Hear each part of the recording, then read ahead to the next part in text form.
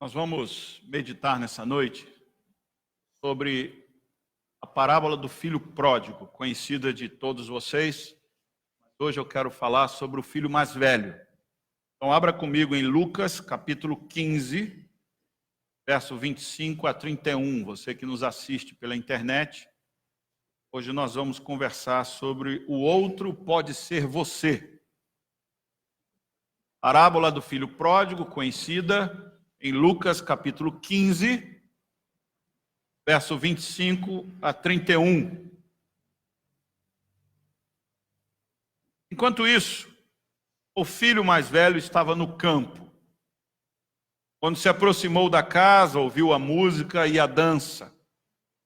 Então chamou um dos servos e perguntou-lhe o que estava acontecendo. Este lhe respondeu: seu irmão voltou, e seu pai matou o novilho gordo, porque o recebeu de volta são e salvo. O filho mais velho encheu-se de ira e não quis entrar. Então seu pai saiu e insistiu com ele. Mas ele respondeu ao seu pai: olha, todos esses anos tenho trabalhado como um escravo ao teu serviço. Nunca desobedeci às tuas ordens. Mas tu nunca me deste nem um cabrito para eu festejar com os meus amigos. Quando volta para casa esse seu filho, esbanjou os teus bens com as prostitutas, matas o novilho gordo para ele. Disse o pai: meu filho, você está sempre comigo e tudo o que tenho é seu. Você conhece a história? Mais novo pede a parte da herança, como se estivesse fazendo uma ofensa ao pai, pedir a parte enquanto o pai está vivo. Sai, vive a vida conforme sempre quis, porque provavelmente isso pode ter causado uma inveja para o mais velho, embora seja uma parábola, uma história que nunca aconteceu, mas que Jesus retrata aquilo que eu posso chamar de padrões de comportamento. Os padrões de comportamento, o próprio Carl Gustav Jung, certa feita, vai chamar de padrões arquetípicos, que são comportamentos que estão existentes em várias camadas da sociedade. E essa coisa de pegar a herança e gastar na vida, e de um irmão ficar em casa invejando o outro, isso é mais velho do que andar de pé, já diziam os evolucionistas. E a introdução dessa história é que nos mostra algumas coisas interessantes em que nós estamos acostumados a ver. Nós olhamos para esse texto e pautamos sempre na ideia do que foi embora, como se fosse aquele que tivesse saído da igreja e aproveitado a vida do mundo, e depois ele é chamado de, o desviado. Esse texto, essa história é pregada como se fosse um desviado, o que não é. Jesus está retratando a parábola do filho pródigo como algo já descrito na predestinação e na eleição. Mas não é esse o texto de hoje. O texto é que nós vamos aprender com o filho mais velho. Pródigo é uma palavra que denota o que gasta seus bens, devora o que lhe é confiado. Por isso que o título, a parábola do filho pródigo. Mas hoje nós não vamos focar no pródigo que gastou tudo, que foi confiado, mas no irmão mais velho, que podemos reconhecê-lo como legalista fariseu. Talvez, como diz o título, o outro pode ser você, por conta de algumas coisas que eu vou levantar nessa noite. 4 coisas são claras no episódio. Primeiro, o filho mais velho vive na base da compensação, porque ele diz: sempre trabalhei para o Senhor, sempre fiz o que era justo, esperando que recebesse alguma coisa. Por isso que ele diz: e o Senhor nem matou um gado para mim, um novilho para mim. Segundo, o filho mais velho não compreende a misericórdia, porque ele não quer entrar na casa e ele não se compadece do pai alegre com o filho que voltou. Ele não sabe que Deus perdoa pecados. Ele não sabe o que é misericórdia. Terceiro, o filho mais velho vive o legalismo, a lei pela lei. O que é um legalista? O certo pelo certo, e mais nada. Ele só está preocupado em fazer o que é certo, mas ele não está preocupado em, fazendo o que é certo, desfrutar do que é certo. Só apenas faz. Quarto, o filho mais velho só trabalha e não aproveita a vida. Esse talvez seja mais você do que os outros pontos. Qual o perigo de comportamento assim? Não perceber no que o pai está interessado. Perigo de gente assim é não perceber no que o pai está interessado. Como o menino não percebia. Que o pai estava interessado, estava feliz com o filho que estava perdido e voltou. O pai estava interessado no amor, na bênção sobre o filho mais novo que voltou para casa. E o perigo da gente ser como o mais velho, de não perceber no que Deus está interessado. Oséias capítulo 6, verso 6, você tem o próprio Deus dizendo: desejo misericórdia, não sacrifícios, e conhecimento de Deus em vez de holocausto. Mas às vezes a nossa religiosidade faz com que nós não tenhamos interesse no que o Pai está interessado, e nós cumprimos a religião porque aprendemos a viver a religião. A preocupação do filho mais velho estava mais importante nas suas tarefas, tinha mais importância nas suas tarefas do que no coração do pai. Talvez isso tenha uma aplicação para alguns religiosos, em que você está mais preocupado nos versículos bíblicos do que na vontade de Deus. Legalista. O legalista é religioso, cumpre regras e nada mais. O legalista, ele é um belo de um dizimista, mas não precisa dele para as outras coisas. Ele dá o dízimo exatamente de tudo, do cominho, da hortelã, mas ele não exerce misericórdia. Se precisar de algo mais, ele não dá. É o filho mais velho. Ele parece ter mais preocupação com regras do que com o pai e a alegria do pai. Ele parece ter mais preocupação com as coisas a serem cumpridas, o que é certo, do que com a alegria de Deus. Se nós olharmos para Jesus, nós vamos ver no Evangelho de João, capítulo 5, verso 19, Jesus deu certa resposta. Eu lhes digo verdadeiramente que o filho não pode fazer nada de si mesmo, só pode fazer o que vê o pai fazer, porque o que o pai faz, o filho também faz. Não era a atitude do filho mais velho, do irmão do pródigo, porque ele deveria então, se ele faz tudo que o pai faz, ele deveria estar se alegrando com o pai. Ele deveria estar dizendo: que bom, meu irmão, que você voltou. Se o nosso pai está feliz, eu também estou feliz. E eu lhe pergunto, com que Deus está feliz, você se alegra também? O que Deus está fazendo é algo que move o nosso coração para fazer também, ou a gente fica às vezes indignado quando Deus exerce misericórdia sobre algumas pessoas? Quando nós vemos algumas pessoas serem abençoadas, a gente diz: droga, o cara nem cumpre a Bíblia e Deus já está abençoando ele. Ele nem dá o dízimo e Deus está agraciando a vida dele. Filho mais velho. Talvez você seja o filho mais velho. Você não está interessado no coração do pai, você está interessado na lei. Segunda coisa de comportamento perigoso como esse, que pode se identificar com a gente: ter uma visão distorcida e engessada da vida, que não permite alegria. Chamou um dos servos e perguntou: o que está acontecendo? Que barulho é esse de festa? Eu não brinco, eu não festejo. E esse cara que gasta tudo com prostituta tem festa? Eu não tenho. Você já viu crente assim? Não precisa levantar a mão agora não. Não brinca, não ri, não conta piada, não festeja. Quem não gosta disso são os hereges. Testemunha de Jeová não comemora aniversário. Legalistas, religiosos. É pecado comemorar aniversário. Eu tenho primos que agora estão enfiados nos testemunhos de Jeová e reunião de família, onde estão os tios. Não vão, não se alegram, não festejam. São religiosos, são bravos, têm uma visão distorcida da vida. Esse jovem que nós temos nessa história não confia no pai, Não confia na misericórdia, mas apenas no seu trabalho. Ele é capaz de achar que o pai está errado. Ele é capaz de dar bronca no pai, porque o pai não pode exercer misericórdia. O pai tem que ser legalista como ele. Tem que dizer para o filho que volta para casa surrupiado, destronado, dizendo que, bem feito, eu te avisei. O que ele se alegra é com o cumprimento da lei. Ele não se alegra com a misericórdia, porque ele não se alegra com a vida, ele não celebra a vida, ele não gosta da vida.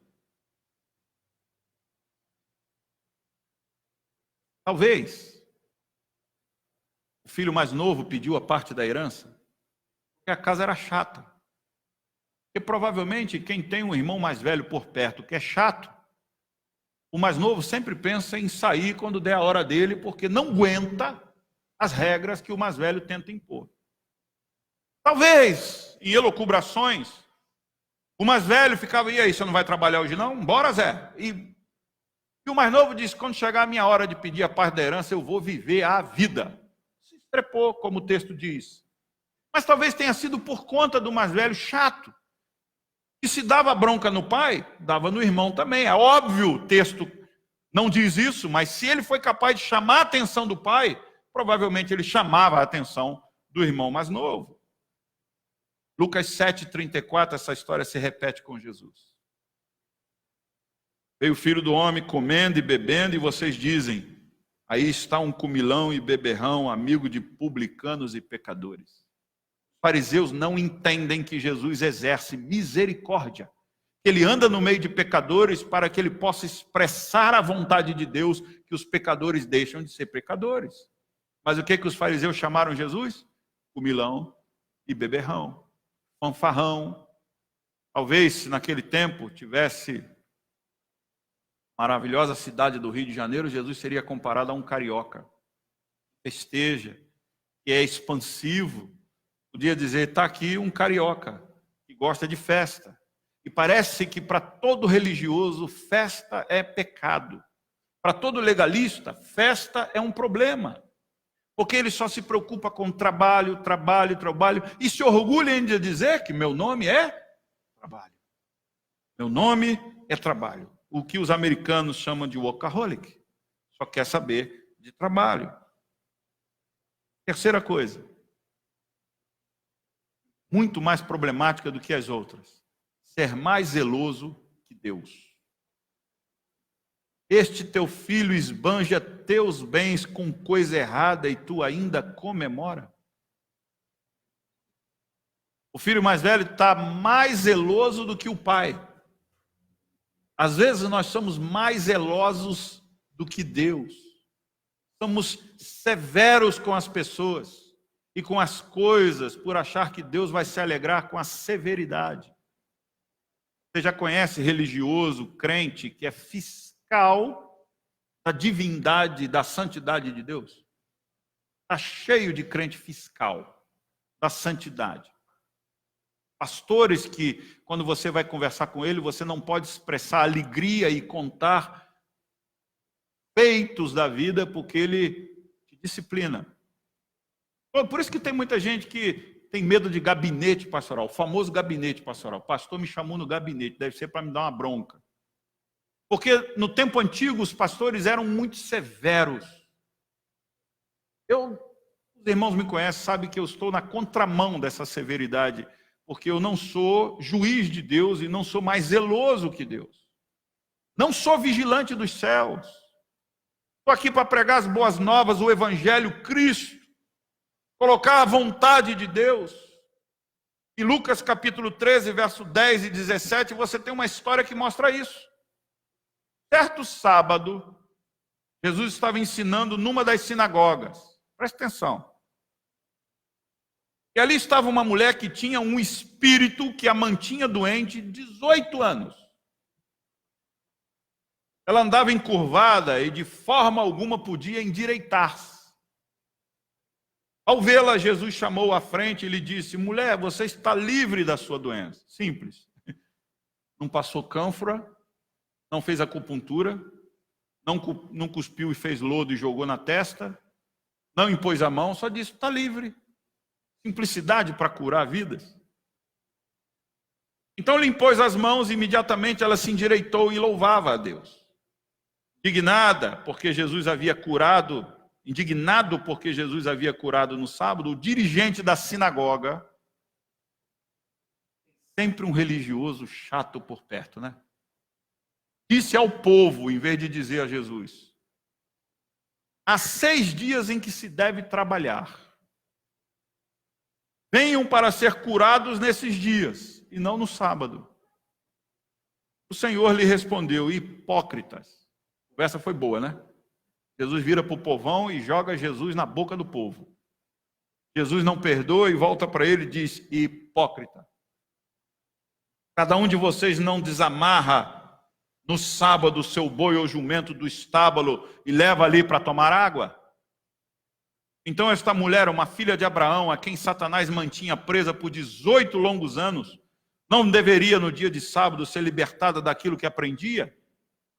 Tendo dito isso, todos os seus oponentes ficaram envergonhados, mas o povo se alegrava com todas as maravilhas que ele estava fazendo.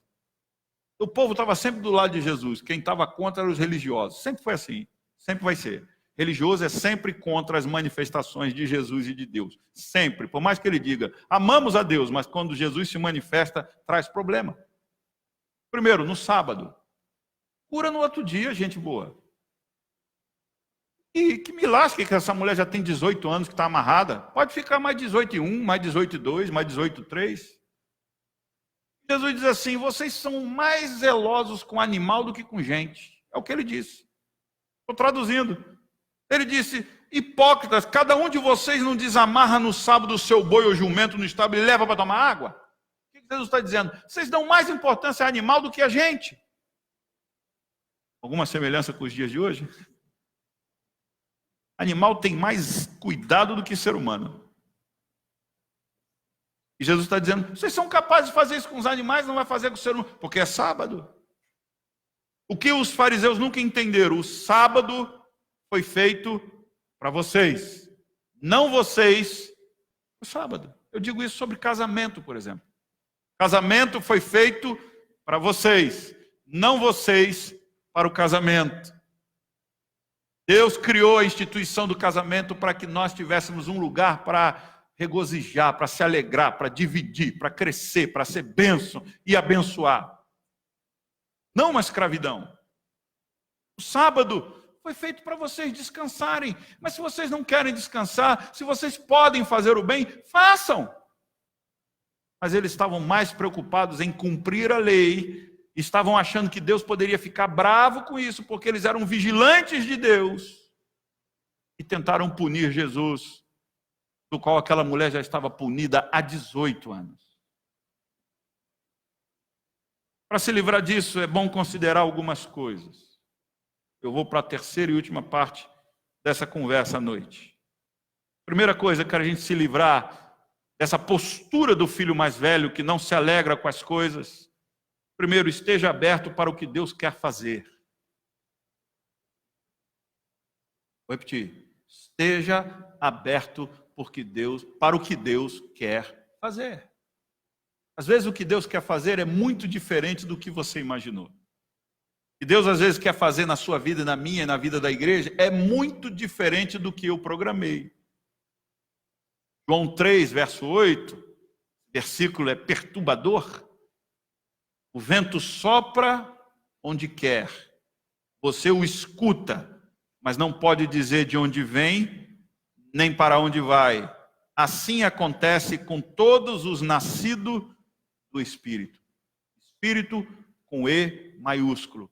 Quem é nascido pelo Espírito Santo de Deus, faz o que Deus quer e não tem projeto e não tem nada arrumado. O que Deus mandar, nós temos que fazer. É perturbador, porque a gente gosta de projetinho. Gosta de pautar tudo certinho. Mês de janeiro, fevereiro. Não estou dizendo que não tenha que ter, só estou dizendo que a gente é engessado nisso. Aí o Espírito Santo vem e sopra, a primeira coisa que a gente disse é do capeta. E a gente cai no perigo que Jesus disse que nós deveríamos ter muito cuidado de não blasfemar contra o Espírito Santo de Deus. Porque Jesus está dizendo que o Espírito de Deus é livre. É livre. A gente não consegue lidar com essa liberdade. A gente precisa ser como o filho mais velho, ter controle das coisas. E o problema da gente ser guiado pelo Espírito Santo é que a gente perde o controle das coisas, porque quem vai ter controle é o Espírito. Já pensou você receber um som no ouvido dizendo 11 horas da noite, você está em casa e o Espírito Santo diga, saia daí e vá até a rua direita. E ali encontra-se um servo meu agora. Eu quero que você ore por ele e imponha as mãos sobre ele. Se Ananias fosse um homem que não desse ouvido ao Espírito Santo, mas que tivesse apenas pautado na Torá, você acha que ele ia sair 11 horas da noite da casa dele e ir para a rua direita orar pelo apóstolo Paulo, que até então era apenas Saulo de Tarso, perseguidor dos cristãos? Até que ele disse, Senhor, mas esse homem, Saulo, esse é aquele que persegue os cristãos. E Jesus disse, sim, mas agora ele foi escolhido por mim. Ele ouviu o Espírito. Ouvir o Espírito na igreja presbiteriana parece que é um pecado. Lê a Bíblia. O Espírito fala na Bíblia. E Jesus está dizendo que o Espírito fala onde ele quer, do jeito que ele quer. Será que Jesus não sabia que as Escrituras iam ser fechadas e o cano ia ser completo? Jesus se equivocou dizendo, não, o Espírito só fala nas Escrituras? Jesus disse, o vento sopra onde ele quer e do jeito que ele quiser. Nós temos dificuldade com isso. A gente guarda as coisas acertadas, arrumadas. Porque quando o Espírito vem, parece que bagunça. Diz Hebreus capítulo 10, verso 15 e 16, o Espírito Santo também nos testifica a este respeito. Ele diz, esta é a aliança que farei com eles, depois daqueles dias, diz o Senhor, porei as minhas leis em seus corações e as escreverei em suas mentes. Onde é que a Bíblia está dizendo que o Espírito Santo ia escrever a lei do Senhor? No coração e na mente. Eu não sei se você viveu essa época, mas eu vivi. Na década de 70, 80, melhor, eu fui convertido na década de 80. Bíblia era só de capa preta. Você lembra disso? Aí depois, algumas editoras resolveram fazer Bíblia de capa branca. Agora, capa marrom, capa verde, capa vermelha. Mas até a capa da Bíblia era proibida ser de outra cor e só podia ser preta. Até que uma editora resolve romper com isso e faz Bíblia de capa colorida. Olha o que burburinho que deu. Eu disse, isso é Bíblia falsa. A Bíblia não é verdadeira. Eu peguei essa fase. E quando a gente saía na rua com uma Bíblia de capa diferente, ora, era excomungado. E quando veio os editores que se aventuraram a fazer Bíblia pequenininha? Não, isso não é Bíblia verdadeira de crente. Bíblia de crente tem que ser tijolão. Eu lembro que um pastor uma vez foi pregar num lugar em que nós fomos fazer um evento, e o pastor chegou com uma Bíblia minúscula, como a gente tem aí algumas Bíblias pequenas, e ele abriu o texto e dobrou a Bíblia. Metade do povo já não ouviu mais o que ele tinha para dizer. Porque isso aqui era falta de respeito, dobrar a Bíblia. E ainda uma Bíblia pequenininha que eles chamavam de canivete. Sabe o que isso significa? Mais religião, mais legalismo do que devoção. E a Bíblia está dizendo que Deus colocaria a sua vontade, a sua palavra aqui. Não estou dizendo que isso aqui é desprezível, não é isso. Não sou louco para dizer isso. Aqui é a palavra de Deus, mas onde é que ela vai estar? Aqui. Veja o que Paulo diz em 2 Coríntios, capítulo 3, verso 13 a 17. 2 Coríntios 3, 13 e 17. Não somos como Moisés, que colocava um véu sobre a face, para que os israelitas não contemplassem o resplendor que se desvanecia. Na verdade, as mentes deles se fecharam, pois até hoje o mesmo véu permanece quando é lida a antiga aliança. Não foi retirado, porque é somente em Cristo que ele é removido. De fato, até o dia de hoje, quando Moisés é lido, um véu cobre os seus corações. Mas quando alguém se converte ao Senhor, o véu é retirado. Ora, o Senhor é o Espírito. E onde está o Espírito do Senhor, ali há o quê? Verdade. O que Paulo está dizendo? Aonde tem o Espírito Santo de Deus, Deus se move com liberdade. Deus faz com liberdade as coisas que Ele quer fazer. Mas sabe qual é o problema que Deus encontra? Nós. E o Espírito Santo vai falando, vai tocando e vai fazendo, e nós vamos buscando onde é que está isso na palavra, para que tenha legitimidade para Deus fazer. Nós caímos como o filho pródigo mais velho. E não é pródigo, é só apenas mais velho. E não pode se envolver com o que Deus está envolvido. Segunda coisa, para a gente não cair no mesmo problema do mais velho, a gente não pode negligenciar o Espírito Santo. Gálatas 5, 25 e 26. Se vivemos pelo Espírito, andemos também pelo Espírito. Não sejamos presunçosos, provocando uns aos outros e tendo inveja uns dos outros. A gente anda pelo Espírito, não pela inveja. A gente anda pelo que Deus fala aos nossos corações. A gente anda por aquilo que Deus quer. O filho mais velho vivia pela sua própria carne, invejava o irmão. O irmão aproveitou a vida, ele não teve essa condição. Ele não conseguiu romper com as suas tradições. 1 Tessalonicenses 5, 19 e 21. Não apaguem o espírito. Não tratem com desprezo as profecias, mas ponham à prova todas as coisas e fiquem com o que é bom. Por que Paulo está dizendo isso? Paulo está dizendo que profecia é a Bíblia. Então Paulo está dizendo que você tem que julgar a Bíblia. E quem aqui tem condição de julgar a Bíblia? Só os teólogos, né? Eles acham que julgam tudo. Tudo, até Deus. Eles dizem, não, Deus não pode falar desse jeito. Eu fico imaginando Deus rindo lá do trono, dizendo, meu filho, eu falo do jeito que eu quiser. Eu sou livre. Não. Como disse o bispo Macedo certa vez, Deus está preso à palavra dele. Deus pode destruir isso aqui e fazer tudo de novo. Ele disse para Moisés, vou destruir a raça humana e fazer ela de novo. E Deus pode destruir isso aqui e fazer de novo. Mas nós colocamos as coisas acima de Deus. E Deus está acima de todas as coisas.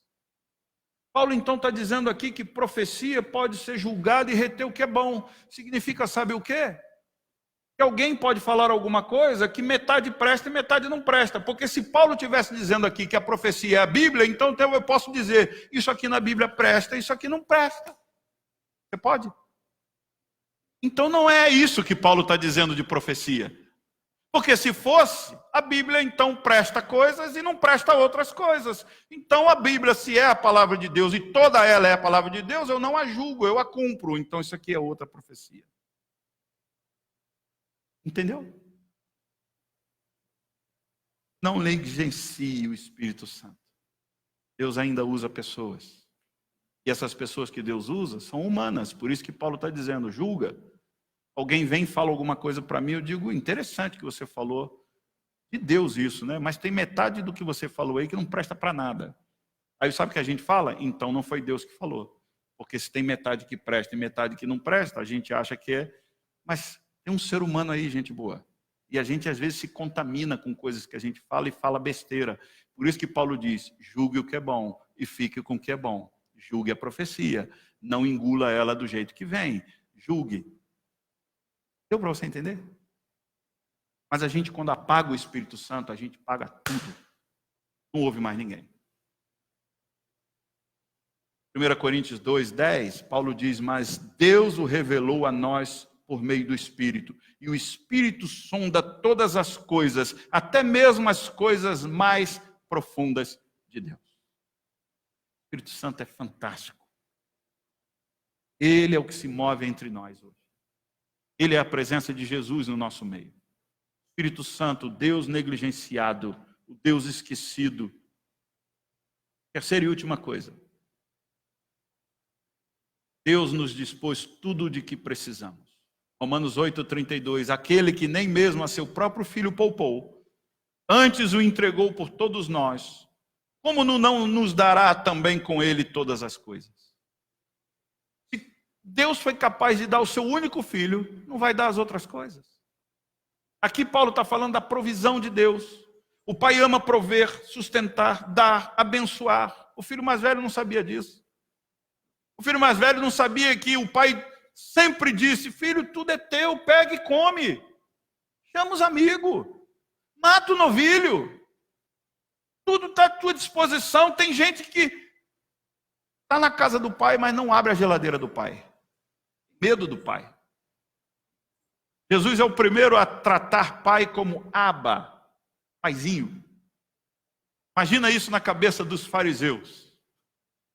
Imagina os fariseus na sinagoga sempre falando de um jeito que Deus fosse inatingível, inalcançável. Os escribas, quando iam escrever a palavra Deus, eles suprimiam algumas letras para que a palavra não pudesse ser toda preenchida, porque Deus é impronunciável. Aí Jesus chega e diz: Abba, pai. Paizinho. Gostoso. Meu amiguinho. Imagina Jesus falando. Os fariseus odiavam Jesus. Religioso odeia todo cristão que vive na abundância das bênçãos de Deus. Religioso não suporta. Religioso gosta de formalidade. Religioso gosta de paletó e gravata do ponta cabeça, não importa que seja verão de 40 graus. Tem de ser com paletó e gravata. Que saco! Pode ser diferente. Eu lembro de uma vez, eu estava na relva, nós só tínhamos culto de manhã. Eu estava tomando banho. Eu escutei o Espírito dizer que eu poderia e deveria ir à igreja naquele dia de bermuda, pregar. Nunca fui à igreja de bermuda, porque os fariseus me ensinaram que isso não é legal. Mas naquele dia, tomando banho, eu ouvi a voz do Espírito. E era a água que descia, o Espírito que inundava. Eu falei: eu vou de bermuda. Eu saí, a Sandra: vai de bermuda? Você nunca foi de bermuda na igreja? Eu vou de bermuda. Bermuda é bacana. Eu subi para pregar de bermuda. Calor do cão. Calor dos infernos. Como esses dias aí. A gente só tinha culto de manhã. Incandescente. O sol a pino, como diz no Rio de Janeiro. Eu de bermuda. E chegando na igreja, alguns irmãos: estou de bermuda.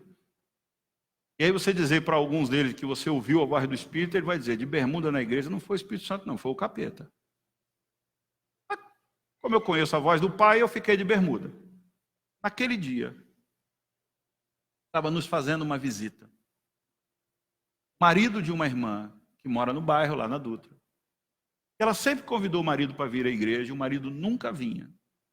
E naquele dia de manhã, ela me contou isso depois, chorando.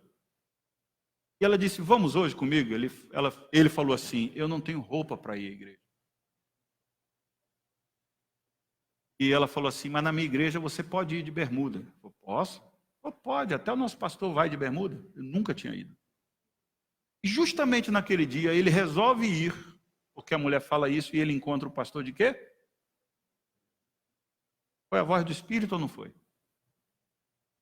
Eu dou muita atenção a essas coisas. Muita. Eu ouço o Espírito falar no meu coração. E aquele homem foi comovido na casa. Você lembrou o nome da pessoa? Simone. Aí a história. Aqui é o seguinte, aqui eu conto e ainda tem gente para testificar. Se for mentira. E Deus tocou no coração daquela família. Gente, você queria que eu ouvisse aquela voz e dissesse: onde é que está na Bíblia, aí na igreja de bermuda? Ah, vai pro raio que o parta, rapaz. Claro que não está. O Espírito Santo continua falando hoje. Mas também não é para dizer: agora o Espírito Santo falou com o pastor que pode ir na igreja. Então põe aqui, um livro aqui, o livro de como ir à igreja. Também não é isso. Porque o cânon fechou. Agora esses detalhes o Espírito Santo ainda vai falando. Um amigo meu lá no Rio disse que já ouvi o Espírito Santo falando comigo, pega uma cesta básica. Ele disse, cesta básica? Cesta básica. E ele era militar da aeronáutica, lá no Rio. E ele foi fazendo a cesta básica e ele disse, e agora, senhor? Agora você vai pegar o primeiro ônibus que passar. Ele ficou no ponto, passou o ônibus, e o senhor falou, é esse. Ele pegou. Eu tenho carro, senhor. Ele falou, não, você vai de ônibus. E aí, quando ele falou, você vai descer, aí parou, foi parando no ponto, e ele disse assim, você vai até o final. Ele com a cesta básica foi até o ponto final. Se eu não me engano, se eu me lembro bem, estava na região de Jacarepaguá. E aí, isso já tem 20 anos, 30 anos que eu vi isso. E ele disse, Jean, imagina, eu com cesta básica no ônibus, 8 horas da noite, sem saber para onde ia. E eu desci do ônibus, o ônibus parou e o Espírito falou, agora desce aqui e entra na terceira rua à sua direita. Ele entrou. O Espírito falou, toca na quinta casa. Aí ele, peraí. Agora, peraí. Ele tocou na quinta casa, uma senhora muito mal vestidinha, uma casa muito simples. Veio ao portão e disse, pois não, senhora. Falou, a senhora não tenha medo, por favor. Eu não sei como é que a senhora vai entender isso, mas o Espírito Santo pediu para mim trazer isso aqui para a senhora. Ela abriu a porta da casa. Ela tinha 3 crianças que estavam passando fome. E aquela senhora disse, Senhor, eu não sei se o senhor acredita, mas eu estava aqui chorando, pedindo que o Senhor me assistisse. Enquanto ela orava, Deus tocou no coração. Eu fui criado nisso, gente. Eu me converti nesse ambiente. Deixa eu ver onde é que a Bíblia está falando para pegar uma cesta básica e levar. Não tem. O vento sopra aonde? Quem tem ouvidos, ouça o que o Espírito diz. A igreja diz Apocalipse. Deus tem muito para nos abençoar. Você tem muito para receber? Bendito Deus e Pai, Efésios 1:3. Nosso Senhor Jesus Cristo, o qual nos abençoou com todas as bênçãos espirituais nos lugares celestiais. Deus proveu tudo.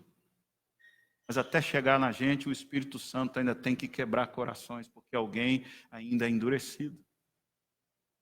Eu também já ouvi muita bobagem, já vi gente falando coisa que não tem nada a ver, e dizer que foi Deus, e depois você espera e você vê que nada acontece. Claro que não foi Deus, já vi tudo isso. Mas isso não vai impedir de eu fechar o meu coração para o Espírito Santo, porque senão, aí de fato é o que o Satanás queria, que eu endurecesse meu coração para as maravilhas do Espírito Santo. Eu sei que tem muita bobagem, já falaram muita bobagem para mim. Guardei todas na gaveta, as que não se cumpriram, rasguei. Algumas ainda estão por se cumprir. Mas o que eu creio é que Deus provê tudo o que nós precisamos, mas nós precisamos crer e não ser como o mais velho. Chamava a atenção do pai, que não se alegrou com o pai e que não entendia no que o pai estava preocupado. Oremos. Senhor, nessa noite, nós queremos aprender com esse filho mais velho, não conseguia entender a tua manifestação, os teus feitos e a tua generosidade. O filho mais velho tinha todas as leis na cabeça e achava que o pai estava cometendo erros ao ser misericordioso e ter quebrado a lei por amor ao filho. Senhor, muitos de nós somos assim. Estamos mais envolvidos com a lei do que com a tua vontade. Estamos fechados para o que o Senhor quer fazer. Senhor, nos liberte desse paradigma, nos liberte desse padrão de comportamento. Nos faça, Senhor, andar no poder do Espírito Santo, na vontade do Senhor, em nome de Cristo Jesus. Amém. Vamos cantar essa canção e durante essa canção nós vamos recolher os nossos